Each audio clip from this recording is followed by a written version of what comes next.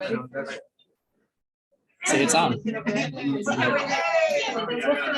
Well, welcome everybody to the webinar. We'll be getting started shortly. People here in the audience are just finding their seats. All right, well, the rabble rouser in the second row, please calm down.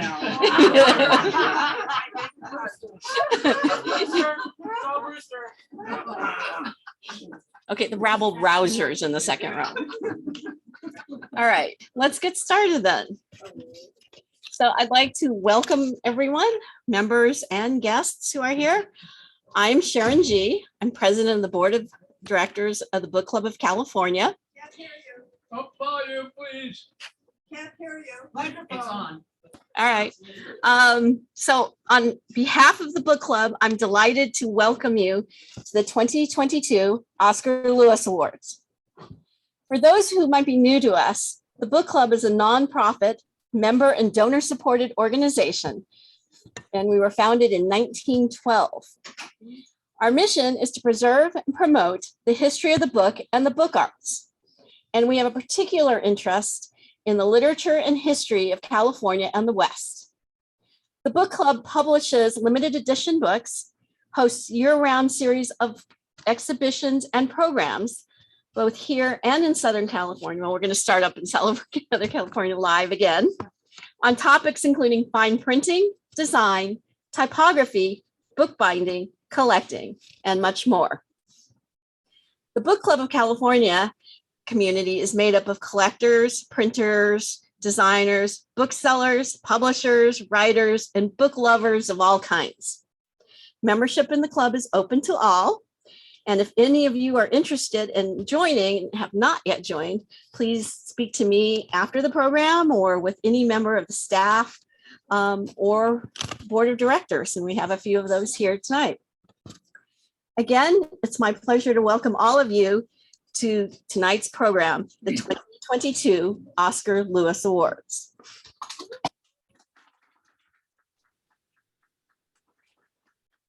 The Oscar Lewis Awards were established by the Book Club of California in 1994.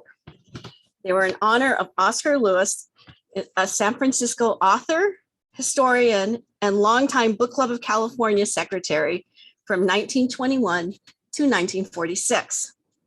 The Oscar Lewis Awards recognize outstanding contributions in two fields, Western history and the book arts.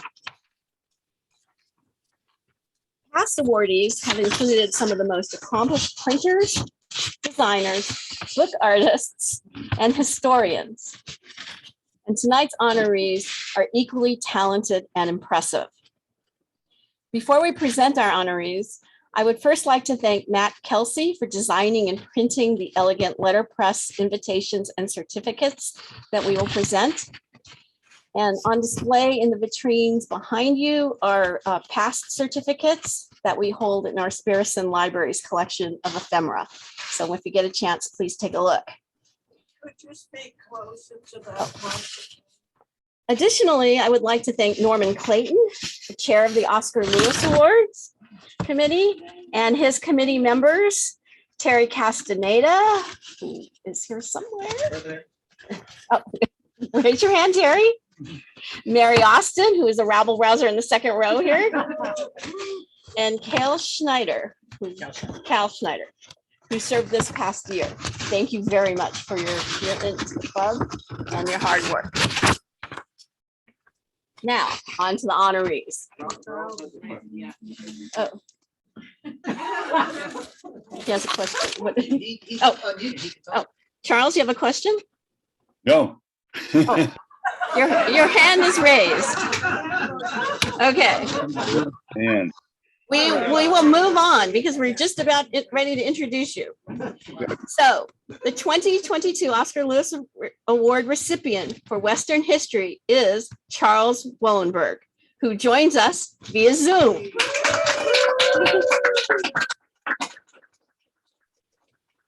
Mr. Wohlenberg is an author, historian, lecturer, and educator who specializes in California's social history of the 20th century.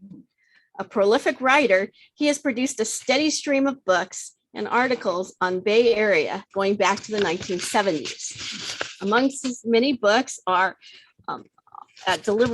All Deliberate Speed, Segregation and Exclusion in California Schools from the UC Press in 1978, The Golden Gate Metropolis, Perspectives on Bay Area History. That was published by the Institute of Governmental Studies at UC Berkeley. And Marin Ship at War, Shipbuilding and Social Change in Wartime Sausalito from Western Heritage, 1990. His book, Rebel Lawyer, Wayne Collins in the Defense of Japanese American Rights, was published by Heyday Press in 2017 and was the winner of the 2017 California Historical Society Award. He's a former chair of social sciences and professor of history at the Berkeley City College. And he also has some collaborations as a co-editor with Marcia Iman of What's Going On, California and the Vietnam Era from the University of California Press in 2004. He also wrote the introduction for photographing the Second Gold Rush with images from Dorothea Lange and the East Bay at War, 1941-45. That was published by Heyday Books in 1995. And he also wrote an introduction for the Harvest Gypsies, On the Road to the Grapes of Wrath, published by Heyday Books in 2011. So his book, Berkeley, A City in History from University of California Press in 2008, is one of the most well-known books and is considered the only up-to-date history of Berkeley. It has been called a rich chronicle connecting the people, trends, and events that made the city to much larger themes in history. His research has been recognized as comprehensive and his scholarship thorough. His writing has been described as daring and his thinking both fresh and original.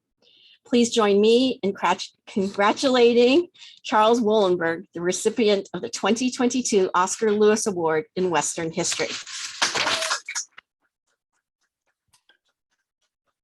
Congratulations, Charles. Okay, thank you very much. That's a wonderful introduction. I didn't even recognize all those great things that I apparently have done, but thank you very much. I think some of the old timers in the book club may remember, you have to be a real old timer, I suppose, that my parents, Leah and Harold Wollenberg, were active members of the book club. My mother was a hand bookbinder, and I believe some of the bindings are still in your collection. And actually, you know, I do have really good memories of the book club. I can remember coming on some Monday nights to events and then going out to dinner at Sam's restaurant, which is a block or so away with my parents. So I have very good memories of the book club, and I know that you do very good work, and that makes me appreciate particularly this award, and I'm very grateful for the award. As a California historian, I've always found myself in agreement with that wonderful statement by the great Western writer Wallace Stegner, when he said that California is like the rest of the United States, only more so, that California is a kind of exaggerated version of American history, that California is an exaggerated version of the best, but also the worst of American history. And I think that's particularly true in matters of race. And as you could tell from some of the titles that President G was reciting there, a lot of my work over the last 30 or 40 years has been about race and racial issues in California. California, of course, has this terrible history, long and terrible history of racism, of racist repression and oppression, and racist violence even. But California also has a long and honorable history of protest against these conditions and of attempts to protect the rights and liberties of all people. And it's both sides of this history that I've tried to cover in a lot of my works, probably most of my works. My dissertation, actually, and I was fortunate enough to have it published by UC Press, was the history of school segregation in California. And I wrote it in the 1970s when issues of school segregation, court order desegregation, busing were huge divisive issues, dividing the American public, dividing California, dividing the Bay Area, dividing even San Francisco during those years. And I thought the idea of writing this history was to provide a kind of usable history for people to put into historical context these contemporary issues, providing perhaps more understanding and more rational debate of these issues. I'll have to admit also, I was motivated by the fact that in the midst of all this, then Governor Ronald Reagan said that, I don't understand why there's all this fuss. There's never been any school segregation in California. And I kind of enjoyed writing about 300 pages proving that Governor Reagan was wrong about that, as I believed he was wrong about many other things. But I've continued to kind of to try to use that approach right up to the present. As President G said, my latest book is a book on the San Francisco author, or the San Francisco lawyer, Wayne Collins, who was the most committed, the most uncompromising defender of Japanese American rights during and immediately after World War II. And one of the reasons I decided, one of the reasons I decided to write this book was because of the controversies that were going on about Donald Trump's immigration policies and immigration executive orders during those years, during the year, literally during 2017, as I was writing the book. And again, I'll have to admit that I kind of enjoyed the idea of, during that time, Donald Trump himself and some of his supporters were citing Executive Order 9066, the executive order that had been issued by Franklin Roosevelt in 1942 to justify the removal and incarceration of people of Japanese descent. And people in 2017, Trump's supporters were using that as a kind of historical precedent, as a good historical precedent, a good legal precedent.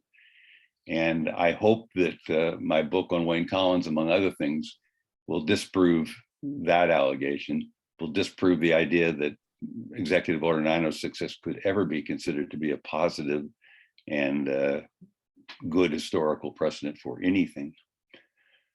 One of the reasons I think that race is such a big issue in California is because of the remarkable ethnic and national diversity of California's population.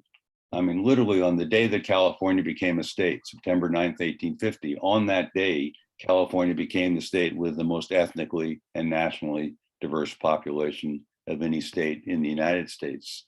And I believe today, California remains the state with the most ethnically and nationally diverse population of any state.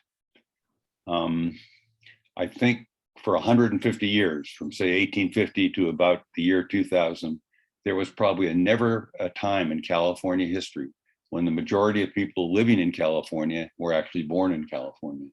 But each generation, each decade even, saw new multi-ethnic, multinational migrations that made and remade California's population again and again. And the effect of this was by the year 2000, there was no ethnic majority in California. By the year 2000, we were all members of one or another ethnic minority. And indeed, the 2020 census found that the largest single ethnic group within California were people who identified themselves as Hispanic or Latino, people who identified themselves as white, or what the census calls non-Hispanic white, represented about 36 to 37% of the population. People who identify themselves as Hispanic or Latinos represented about 39% of the population. So in that sense, not only does California not have a white majority, people who identify themselves as quote unquote non-Hispanic whites are not even the largest ethnic minority within the state. And yet I think in spite of that, when just about all of us use the term ethnic minority, or when we use the term minority group, excuse me, even here in California, we assume that it means people of color. We assume that minorities are always people of color. And I think that assumption is based on another assumption that we perhaps don't even realize we're making. And that is that the standard experience, this mainstream experience, the standard history, the mainstream history is that of white people, perhaps even of white male people. And that the experience of other groups and other peoples are quote unquote minorities or not quite part of the standard, not quite part of the mainstream. I sometimes think of myself as a member of an add-on generation of historians. We started writing history in the late 60s, early 70s, and we realized that the mainstream history of that day didn't really include a lot of people. So we began adding on a chapter on Black people, or adding on a chapter of Latinos, or adding on a chapter of Asian Pacific Islanders, or adding on a chapter of Native Americans, or even adding on a chapter of women or LGBTQ people. And at least in California, at some point, when you add up all these add-ons, it actually is a lot more history than was included in the so-called standard or mainstream history. And when you arrive at that point, you have to conclude that it's time to try to reimagine, redefine, recreate what constitutes the mainstream history or the standard history. And it has to be a more inclusive history, a more complicated history, and a more accurate history. It can't just include people as just minorities or just add-ons. They have to be included as an integral part of the standard, an integral part of the mainstream. And if that's true for California, and if Wallace Stegner is correct, then that has to be true for the United States as well, because after all, California is like the United States, only more so. And indeed, there are a lot of social scientists who predict that in 40 or 50 years, the demographics of the nation as a whole will be pretty much what the demographics of California are today. So I think what that all means is that if at least some of the research and writing that I've done over all these years has contributed to this idea of a new, more inclusive, more complex, and more accurate mainstream standard history of California and of the United States, then maybe I really deserve this great award that you are giving me today. So I want to thank you very much, and I want you to remember. Well, I want you to remember. Actually, I don't think I need to. I probably don't need to say this reminder before this audience, but let me do it anyway. Just remember that a real book is always better than an ebook, and that a real bookstore is always a whole lot better than Amazon.com. So thank you all very much.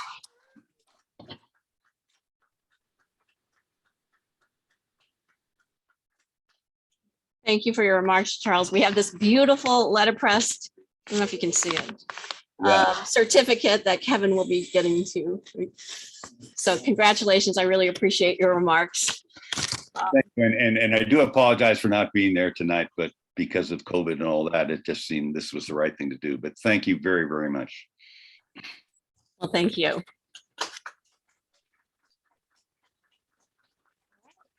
Now I'd like to introduce my fellow board member and the chair of the Oscar Lewis Awards Committee, Norman Clayton.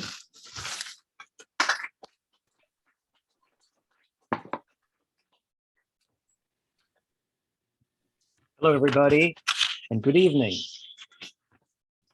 Good evening, and Ya Azim. Ya Azim. How beautifully does God manifest through thy being. I asked Mary to tell me a couple of her favorite words this afternoon, and she said, Ya Azim, great glory. My name is Norman Clayton, and I'm very grateful to be here in celebration of our Oscar Lewis Award honorees. It is my great pleasure to tell you about the 2022 Oscar Lewis Award recipient in the book arts, Mary Risala Laird. Here we go. Are you ready? Mary is an artist, a letterpress printer, a teacher, an author, wife, mother, grandmother, spiritual seeker, poet, and inspiration to hundreds of aspiring printers and book artists. Let those attainments sink in for a moment. For one person, Mary Risala Laird has been making letterpress printed books since 1969 as Quelquefois Press. She also partnered in Perishable Press limited editions from 1969 to 1984. Her main focus is printing poetry, and she binds the editions that she prints. Her work is in many collections across the world, including Stanford University, UC Berkeley, the Library of Congress, University of Wisconsin-Madison, the British Library, Yale University, University of Wisconsin, University of Washington, and UC Santa Cruz. Mary has taught letterpress at San Francisco State University, Kala Institute in Berkeley, Naropa University, and the San Francisco Center for the Book, as well as workshops across many of the Western states. Now, I'm going to read a few glowing remarks, reviews from a few of Mary's students from her time teaching at the San Francisco Center for the Book.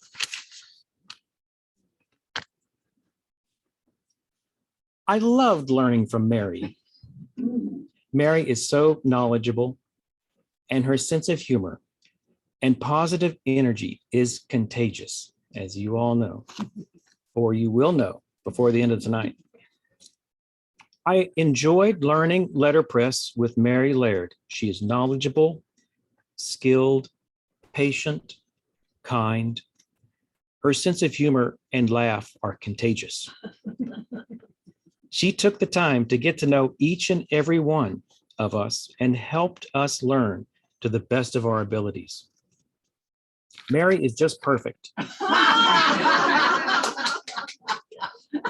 She is thorough, engaged, joyfully enthusiastic, and just plain fun.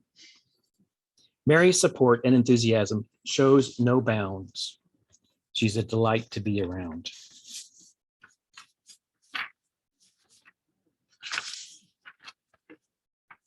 Mary is an amazing advocate of the book arts, exemplifying the best in collaboration, creativity, artistry, and fun. Please join me in welcoming Mary Risala Laird, the recipient of the 2022 Oscar Lewis Awards for the book arts.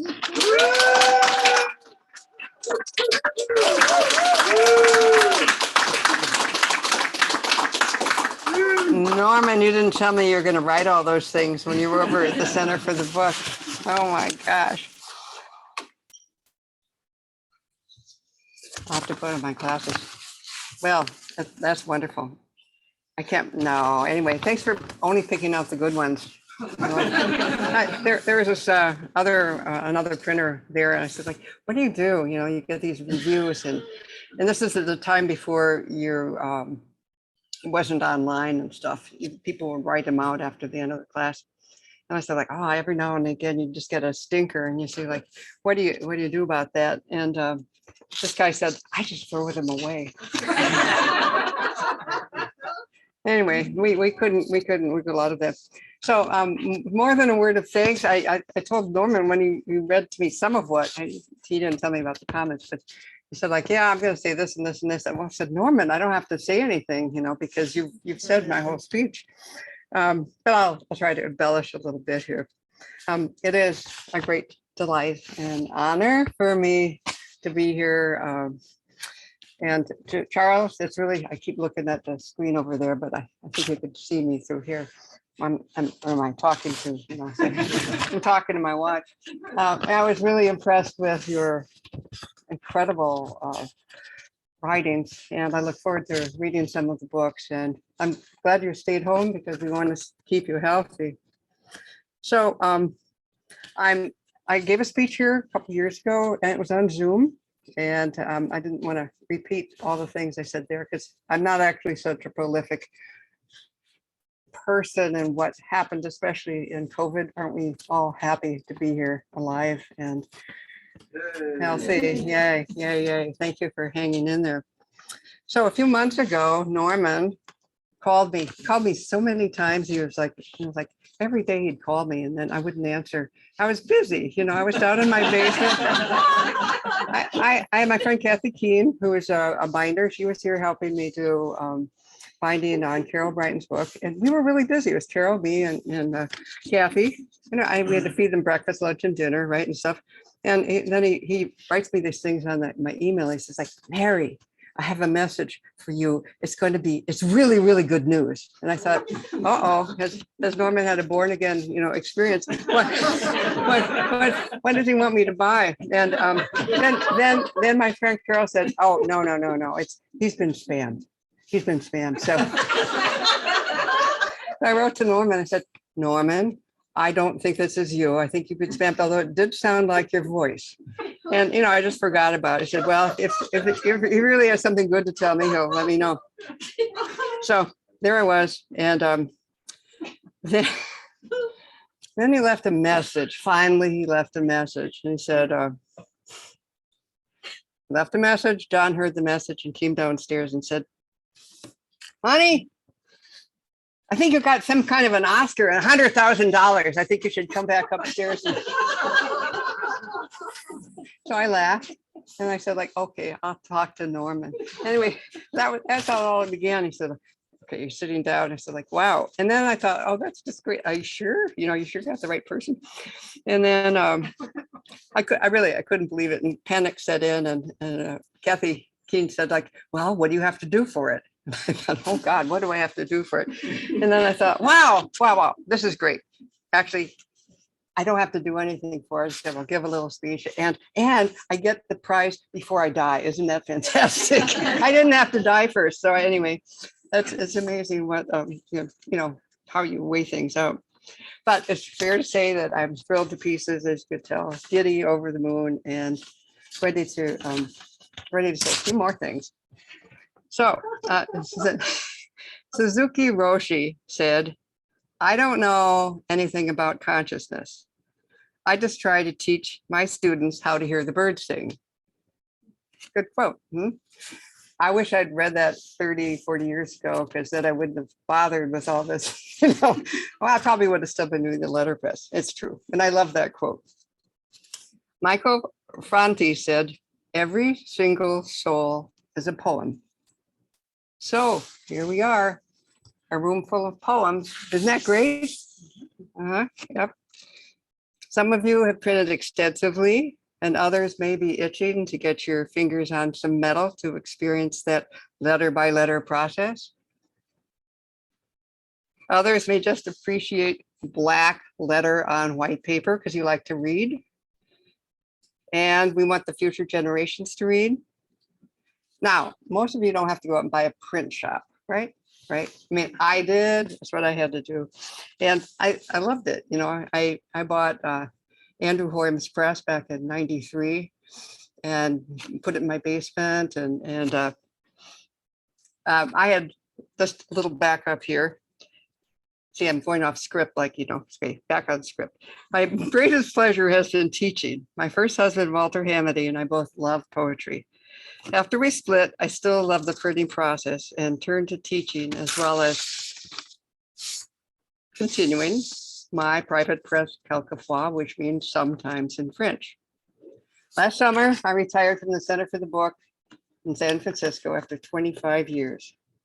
It was a really good long run. The week-long classes I often taught there climaxed in a collaborative book at the end of the week, and those are really fun. That was before we got quite as organized as we are now. And I love doing it. So it was like, first it was a book in a day, and then it was a book for 5 days. And I have thousands of examples of these in my attic. So if you want one or a 50 or however many, just email me. You can get a card up here with my email on it and let me know. I was going to bring those, but I thought like, oh man, it's just so much more stuff to lug back to my car. Okay. So as Norman mentioned, I taught at San Francisco State University. I love teaching there for 12 years. And then I taught middle schoolers. I taught middle schoolers in Lafayette. I was like they had a art project for each grade level, a special project that the parents would fund. And I was their 7th grade art project. And I said, okay, we're gonna learn how to make journals. And I'd bring in my grandmother's journal and I'd talk about journals and show them journals and books and a little bit about 500 years, 5,000 years of art history in half an hour, right? That's all they could take in. And then we make this journal over 10 hours. 10 hours, that's 2 hours a day for 5 days, times 30 kids in the batch, times 400 kids. It's like, am I crazy? Why am I? And they were really great because they were so responsive, and some of them weren't. But I figured if the ratio was, if I got 1 or 2 of them to say like, oh, I have that book in the attic, it'll sit in the attic for 60 years and one of my grandchildren will discover that. And wouldn't that be cool? Because that's what happened to me. I found my grandma's journal in the attic. So I really love that. And the reason I quit, I didn't really quit that job. The funding got pulled by the school to pay. They had to take that special money and give it to the teachers for salaries. Can you imagine? I mean, that was terrible. Okay, so that was a sad moment. So Kathy Keene, as aforementioned, got me a couple gigs at Naropa Institute in beautiful sunny Boulder. And then Kathy DeForest invited me to Santa Reparata International School of Art, and Kathleen Ryder, who's here. We went and was sweated to death. It was 108 degrees. It's like you have to be crazy if you want to go to Florence. But it was really much. It was so much fun to print there. One day it was so hot. And it was mostly women. I mean, it was really all women in our class. So we just wore our underwear. And yeah. but don't tell anybody that I said that. In 2015, I went to Guatemala to improve my Spanish and to teach pamphlet binding to 14 kids in a small village. I also printed a celebratory pamphlet for my son Greg and his wife Blanca and their relatives from Antigua. Now I'm giving you, you're kind of getting the picture of, you're gonna have a flash fest at the end of all these slides. You said, is that what Mary meant by this and this and this? So I'm giving you the clues here of like there'll be Guatemala, there'll be Santa Reparata. In 2019, Carolyn Brighton and I invited me to go to Kathmandu to a reunion of the Paper Road with Tom Leach, and the third party, Jane Farmer, couldn't go. So we went to Nepal, and Nimto and Nima, who are paper makers and been there 25 years making paper, they welcomed us, and I went in and I taught. I didn't really teach them anything, but I had all these beautiful women and all their garbs and their paper makers and their binders. But I quote taught them some book binding, right? And they were so, they cajoled me, and it was just fun. It was really, really great fun. But my favorite workshop has been and continues to be in my basement. I don't have to commute so far. I have a universal one that I mentioned. And then one year, a couple years ago, I tasked one of our meditation students. I said, like, Ralph, enough of this, yeah, Shafi, yeah, coffee. Why don't you do, let's bring 10 of your poems over, and I want you to set them by hand, because he was a really good poet. He's been published. He's really shy. So he came over, and darn if he didn't set 10 poems. Took him a year, letter by letter. I checked each line, and then printed, I made sure everything would print okay, and he printed it. And I said, I'll do the covers, and then I'm going to donate the paper, but you have to pay so much for the other paper. And then the hardest thing of all was, you're going to have to put a price on these books and sell them. And it was really against his nature, because he was like, all right, can't do that. I could maybe $10, $20. I said, Ralph, you just spent a year working on this, and all your effort is really beautiful. And so, we kind of found a middle ground in there, but it was the best meditation. It was fantastic. The book was called love in unexpected places. So I'll read a few little things more here, and then we'll watch this 4-minute movie. My brief slideshow will begin with a photo of a very old and very out of tune piano. This is the year I turned 74, and I said, like, you know, it's been a decade. It's been 20 years since I had my piano tuned. I think I'll start practicing again. And so we have this really great guy come. He spent 3 or 4 hours. I forget what it's called, and he models the keys. And he did such a great job. And for a while, you know, I went and I played on it. And this is what I thought. It woke so much joy in my heart to hear the sound. It was like hearing sound correctly for the first time in a long time. And I thought, that's what I really loved. It was that the tuning, you know, it's not, and you know, in a lot of all the spiritual traditions, you're tuning by your heart, you're tuning the heartstrings, and you tune to each other's personalities and to the atmosphere. So I said, like, that's what I love. I've really been spending my life trying to tune myself. Sometimes I'm not in such great harmony either. I'm far from that quote perfect. But that's what we can keep doing, is this tuning. So then I said, like, well, you know, we tune by the work at hand and the slow work, the meditative work of shedding, type, and printing. And believe me, I mean, just the flaws, but you learn to, I mean, you accept the flaws and you hide them. You know, you're the best that you can, or you have seconds. And you know, especially at this point in my life, I thought, like, it's amazing I could do any of this at all, really. So it's just fantastic. So it's been my love and my privilege to keep doing this. So after Codex was over, and it was really a push, I have 3 women who come and work with me, and we produced these 4 books, 2 of them in the last year. And you know, if you know, there's some beautiful postcards that they also, like, said, I had to get these postcards done for the Oscar Lewis. I was like, oh yeah, what? So they're in the envelope up there, and I reprinted. I took Kathleen Birch's beautiful Mary Risala Laird that you did. Where are you, Kathleen? I can't see. Right over here.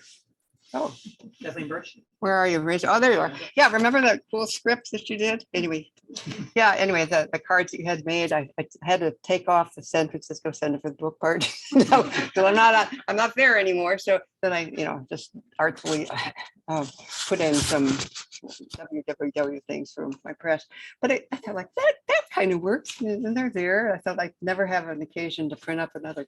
What am I going to do with more calling cards, you know, really? So I hope you'll take them home and enjoy them.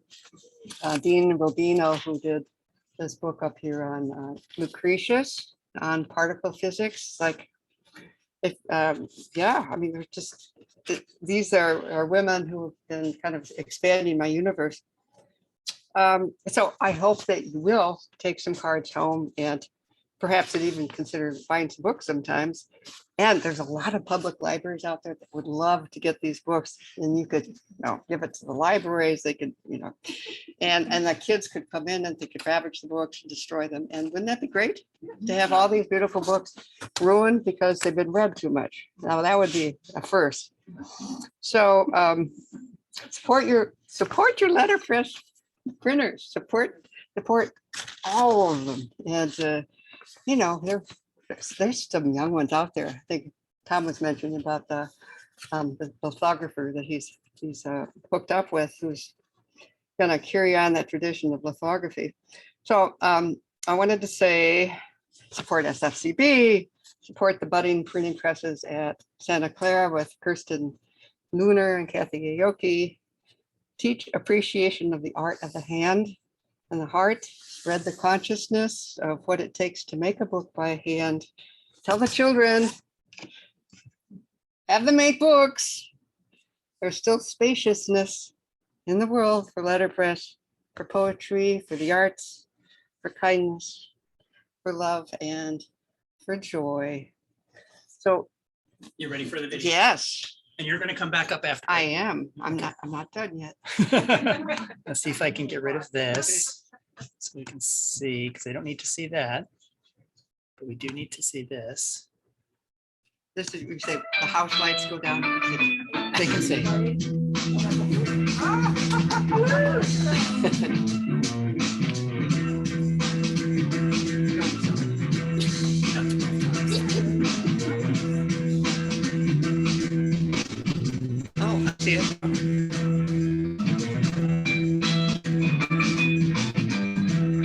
That's Bill Sirocco.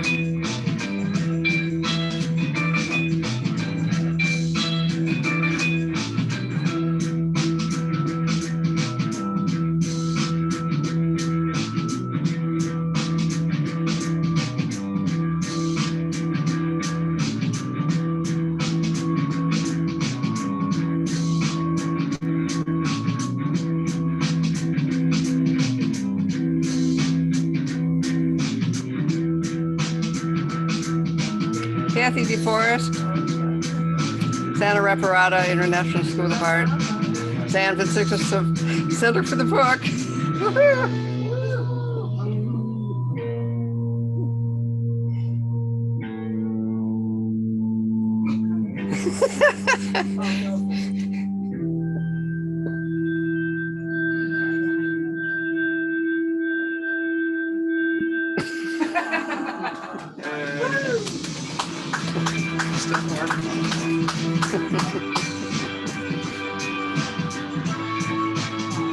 Reagan Blanca, Guatemala, Holy Week. Cooking the old-fashioned way. That's Kathmandu. That's Guatemala.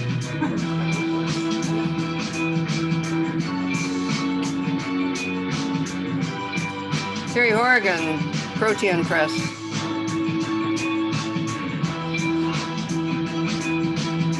Marie Dern, Carl Dern and Bill Stewart. Jenny Nomi, Coast Bookbinder, Historian Extraordinaire. Kathy Aoki and Kirsten Lunar, Santa Clara. Melinda De Jesus. Painted Rocks in Kathmandu. Tom Leach, Kathmandu. There's my group. Susan Snyder and Kalina Honda. C.L. McKay, Anita Barrows.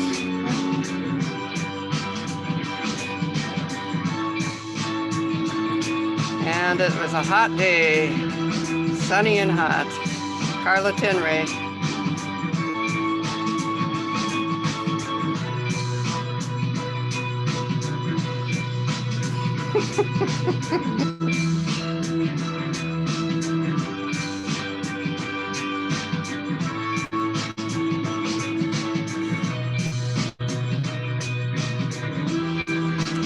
Dean Rubino, Lucretius.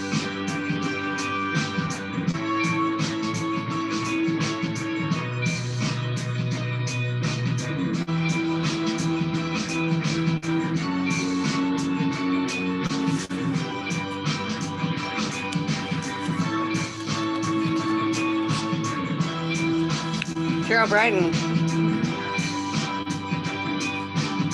Kathy Keane.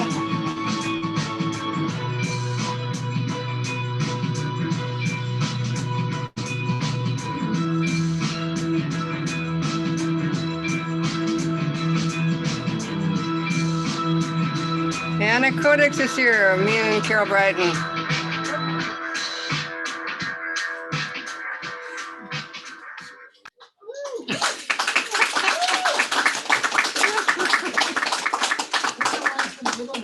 Huh? Who are the ones from Italy? Just the one. It was just Kathy DeForest in the book. Oop. Whoop. Oh, no. We're not starting again. over. No, There we I go. didn't pay for that. No. Okay, so because I love poetry, I'm going to end with a poem. First of all, when I retired from the Center for the Book, Chad Johnson, unbeknownst to me, hand set W.S. Merwin poem that I think Sam told him that might be a good thing to do. And so he did. He printed a book that Merwin wrote called Thank You. And I'm going to read that. And he printed it on the hand press, and it's a beautiful type, Ketterly. And I'm giving the BCC a copy to say that. That's how much I love them. Yeah, I do. So anyway, it's here, but I'll read from my script here. Sarah Songer, who works at the Center for the Book, made this beautiful drop sign box for it. It was a total surprise to me, you know. Anyway, it made me cry, actually. And it's it's kind of a dark and light poem like our lives are. I mean, I make jokes up here, but you know, these are, life is hard to be in these bodies. So first it's going to be Thanks by Merwin. Listen, with the night falling, we're saying thank you. We're stopping on the bridges to bow from the railings. We're running out of the glass rooms with our mouths full of food to look up at the sky and say, thank you. We're standing by the water, thanking it, standing by the windows, looking out in our directions. Back from a series of hospitals, back from a mugging after funerals, we're saying, thank you. After the news of the dead, whether or not we knew them, we are saying, thank you. Over telephones, we're saying, thank you. In doorways, in the backs of cars and in elevators, remembering wars and the police at the door and the beatings on the stairs, we're saying, thank you. In the banks, we're saying, thank you. In the faces of the officials and the rich and of all who will never change, we go on saying, thank you, thank you. With the animals dying around us, taking our feelings, we're saying, thank you. With the forests falling faster than the minutes of our lives, we're saying, thank you. With the words going out like cells of a brain and the cities growing over us, we are saying, thank you, faster and faster with nobody listening. We are saying, thank you, thank you. We are saying, and waving. Dark, so it is. This is by Mark Durand. Keeping things whole. In a field, I am the absence of field. This is always the case. Wherever I am what is missing. When I walk, I part the air, and always the air moves in to fill the spaces where my body's been. We all have reasons for moving. I move to keep things whole. And the last one, which will conclude this evening's performance, is it's called Sanctum by Suleiman Richard Grosslight. To be silent with the heart wide open, listening, this passive search, this unarmed hunt, alone with the beloved, your darkness, its light, love friction igniting the beauty flame, visible only to the burned, to love both the dark and the light, knowing the gift will come, black wrapping, recognizable by the luminous fingerprints. Thank you, thank you, thank you, thank you.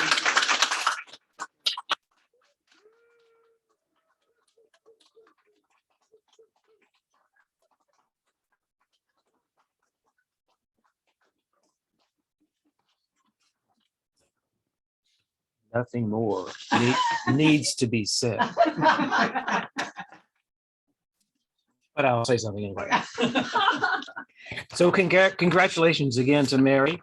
And 4 of Mary's books, as she mentioned, on the display in the front of the room were recently added to the book club's collection. The Acquisition of Lucretius on Particle Physics by Dean Rubino, The Electricity of Now by Carol J. Brighton, Sequence Beginning with Tara by Anita Barrows, and Prayers from the Ark by Carmen Bernos de Gazgold were made possible by the generous support of a longtime book club member. I invite you to come look at them after we conclude. They're beautiful. One more thing for me. Mary has something for you all to take home, and I do too. Ya Azim. So after Mary told me her favorite words, I printed a couple of broadsides at the center for the book this afternoon for you all to take. So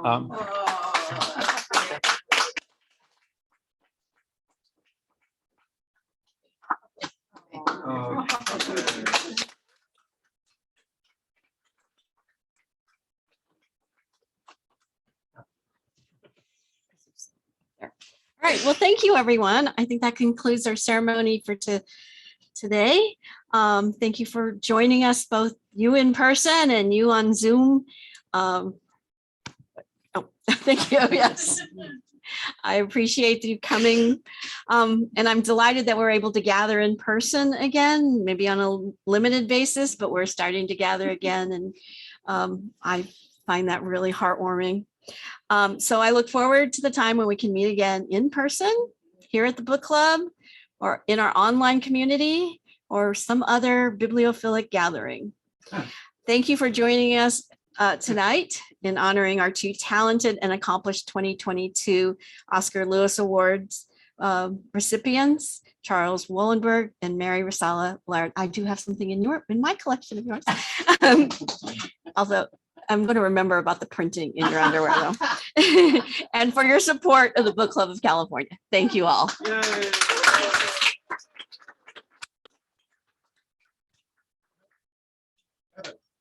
I think someone's raising hands.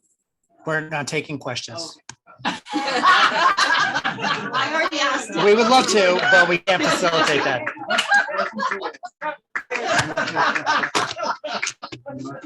Charles Wollenberg raised his hand too, and he didn't have a question. Yeah, that's right. So he ruined it for everyone.